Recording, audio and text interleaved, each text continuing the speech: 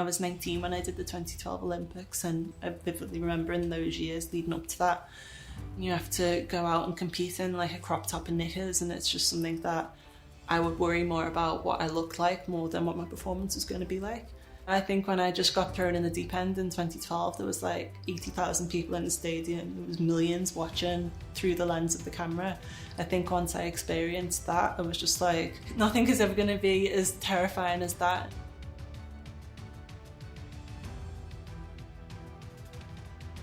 I was born in Liverpool, and then I moved to the Bahamas for the first year of my life. That's where my dad is from. And then after 1 year, I came back to cold north of England. My mum was a dancer. She was a can-can dancer, so a showgirl, and she travelled the world when she was 18. And that's how she met my dad in the Bahamas.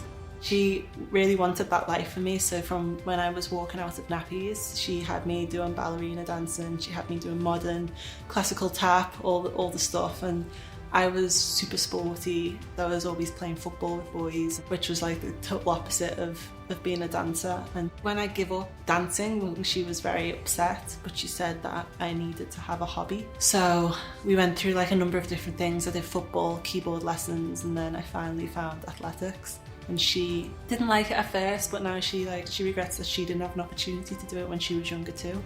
I think she's like the biggest fan now. I think she's only ever missed in my whole lifetime 3 competitions. My mum definitely has had the greatest influence in my life. You know, she's always been there supporting me when I've lost and stuff, and still believing in me when nobody else did. When I was 19, I got to compete in the London 2012 Olympics, and that was a huge turning point for me. And so I realised that this is what I want to do, and I think for me to qualify for that, I had to, you know, work really hard. I think the years from 2012 to 2016, you know, it was a big learning curve in many ways. Like, I failed a lot, I learned a lot, I progressed a lot, and then the years 2016 to now, I think is where I'm reaping the rewards from all that experience.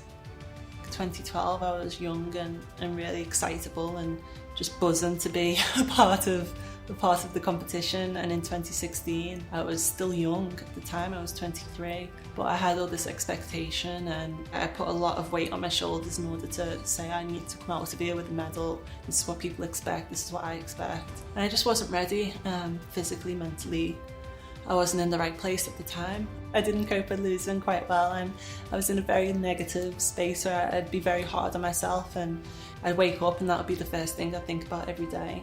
Athletics as a sport sometimes can, you know, pin a gold onto people before they've got the sort of ability to be able to do it, and I think that happened to me. And I was always thinking that I wasn't able to achieve it, but everybody else thought I was able to achieve it in a sense, and that put a lot of pressure on me. And I think as an athlete, when my performances were really bad, I thought that I was a failure almost. And I think, why are people like sort of pinning these hopes or pinning these dreams on me when, you know, I clearly don't belong here at the track. I'm not a heptathlete. My body, you know, can't handle a heptathlon because I keep getting injured. I can't handle the pressure on a big stage because I keep flopping.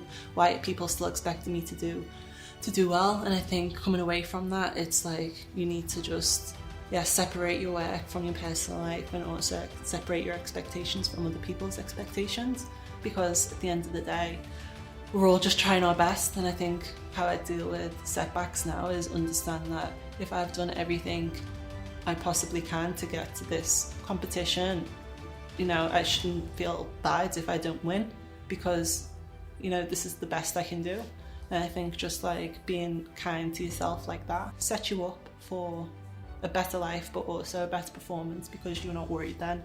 All the what ifs don't really matter, because you just know that this is the best I can do.